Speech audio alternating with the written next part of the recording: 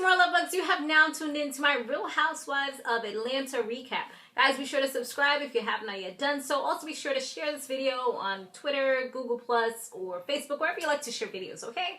Alright, so now let's go ahead and talk about the show. Wasn't that much that went down. I mean, I feel like this season has been going on forever, but I usually feel that way. Like, towards the end, it's like, oh my god, when is it gonna end? I don't know. It's like the shows that you really want to last forever, they don't. But like the shows that you're like over are the ones that are like never ending. But whatever, honey. At least it gives me something to watch. And Blood, Sweat, and Heels is about to come back on.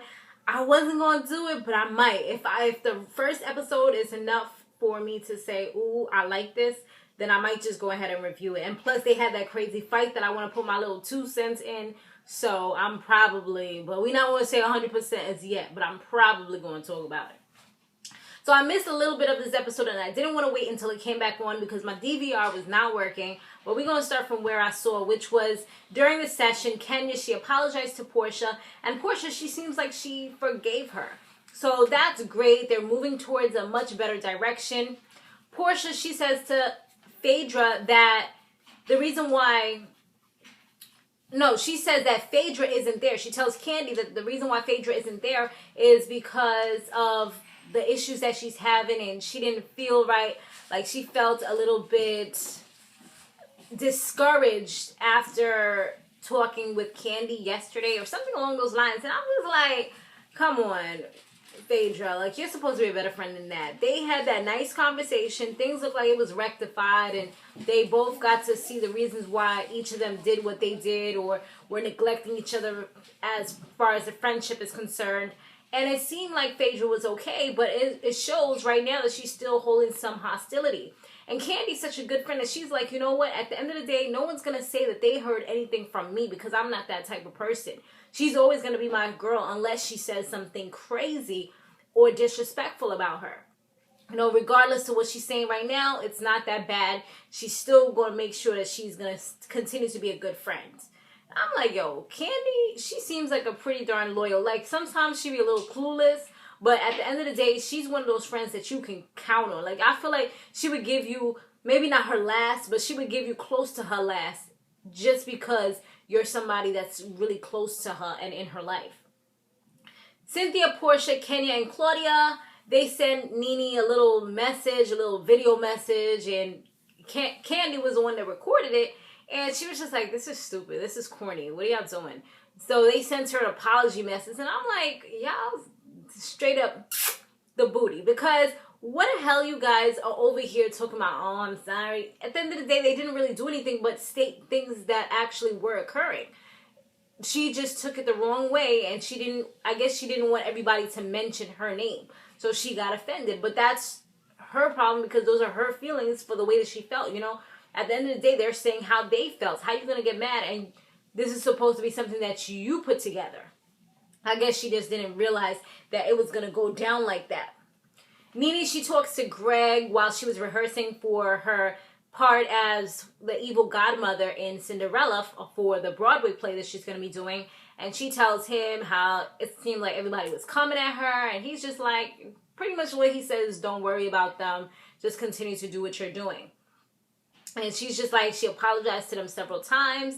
And she ain't finna be doing it a whole bunch of times. That's not what she does. She ain't about that apologizing life. I did it once and I shouldn't have to do it so many times.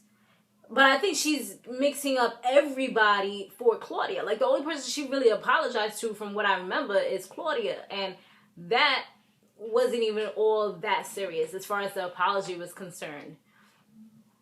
Kenya and Cynthia, they meet up to work on the production that Kenya's doing. Kenya's acting in it, she's written it, and she's also going to be like producing it. So she's kind of freaking out about the whole process because this is her first time actually writing something. She has Cynthia as the Jamaican stylist or hairstylist or something like that.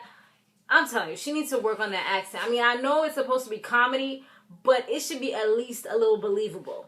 And I see she got D Woods. I guess that's supposed to be her older sister. From what she was saying, she wasn't sure she was going to actually put the girl in it because she didn't look like she was going to be a good fit for the role. But I guess she still did it anyway. And then she also hired Cynthia's ex-husband, or, well, her daughter's father. I don't know. I don't remember if they had gotten married. No, I don't think they were married. Whatever, her ex. He's in it as well. But he's, from the little parts that he read, he seems like he's a good actor. But Cynthia, on the other hand, she was, like, not really in character. She was laughing when he was saying his lines. And then she was also just sounding super bootleg, you know? From somebody that's from the West Indies, it's just like, girl, what you doing? You sound horrible. Why don't they just give you a regular American role? Because that is not working for you, girl. It's not. They're going to laugh because you sound ridiculous. That's what they're going to be laughing. If anything, they're going to be like, yo, why did they put her in this role? Is she supposed to be, like, really, really pretending? Like, I know acting is, like, pretending, but, like, she's, like, super pretending, you know? Claudia, she does a little one-on-one therapy session with the doctor from the other day, and he tells her that it would be a good idea for the ladies to go on a trip. And she's like, wait, are you sure about this? You think that we should all go on a trip after everything we experienced? And he's like, yes, that is exactly what you're supposed to do. Kenya and Cynthia, they go to see Candy at her shop, Tags. And, of course, like a good friend that she is, Candy comes in asking for that discount. And there goes Candy being good again. She's like, yes, you can get the discount. You can get that family discount. So that's probably a really good discount.